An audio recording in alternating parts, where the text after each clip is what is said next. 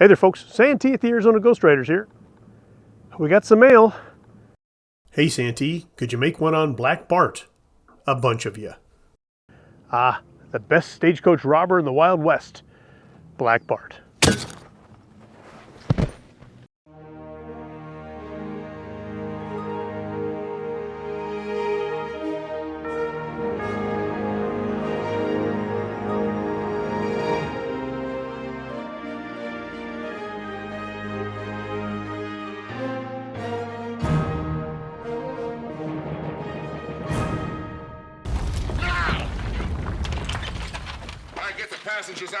Stagecoach robbery in the Old West was actually not a bad gig.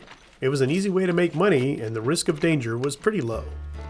In California alone, between 1870 and 1884, there were 347 robberies. Many outlaws tried their hand at it. Even Doc Holliday was accused of it by his own girlfriend.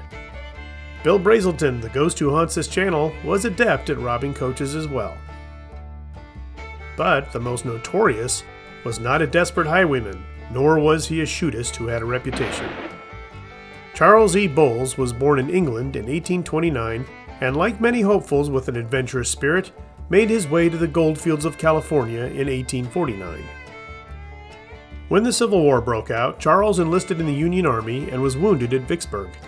He was discharged in 1865 and headed back to prospecting. The years following the war were met with failures, family deaths, and eventual poverty. While traveling one day, he asked a farmer for a meal and was met with table scraps and hostility. Charles Bowles vowed to never ask anyone for anything again, and decided to start a life of crime. On July 26, 1875, the highwayman robbed his first stagecoach in Calaveras County, California. He propped sticks up in the bushes around the site to act as rifles. After he stopped the stagecoach, Bowes yelled, "If he dares to shoot, give him a solid volley, boys." This ruse eventually worked because the driver threw down the strongbox, which Charles opened with a hatchet. After emptying it and leaving, the driver found out about the trickery. This was just the first of about 28 holdups in his 8-year career. Each time he was described as wearing a long duster and bowler hat, toting a shotgun, and his head was covered with a flour sack.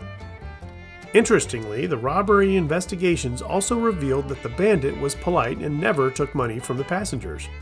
One passenger tossed her purse out the window of the coach, and Bowles handed it back to her saying, "I don't want your money, I only want boxes."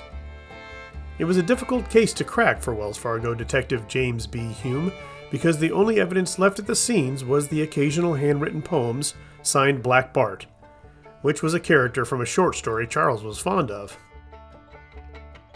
On November 3, 1883, a passenger who disembarked before the robbery shot at the gentleman bandit, possibly wounding him in the hand. Bowles then fled, leaving behind some of the loot and a handkerchief. Detective Hume found a laundry marking on the handkerchief and traced it to a San Francisco launderer who gave up his customer. Black Bart was arrested and served 4 years in San Quentin prison. It was learned he never loaded the shotgun in any of those stagecoach holdups. He also didn't have a horse. After he was released, Charles Bowles essentially disappeared, was never heard from again. There were a couple more stage robberies credited to him, and then nothing.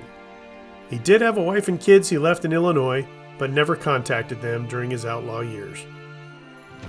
Many cemeteries in California claim to have the infamous Black Bart buried on their grounds. However, there's currently no proof of these.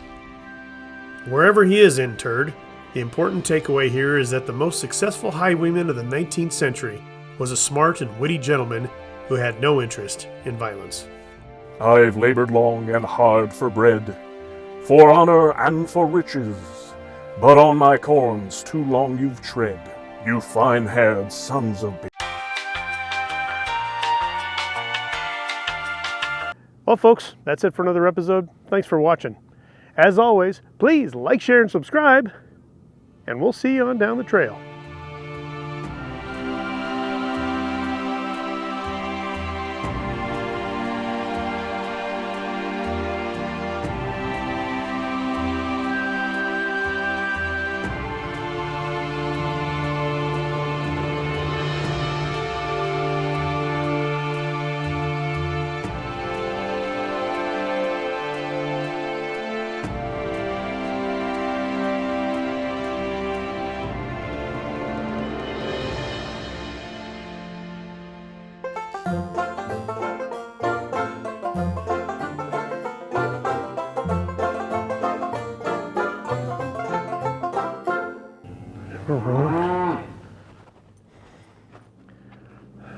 Guys, I'm trying to film. Hey, shh, quiet. Zip it. Zip it. Seriously? I knew you were going to do that.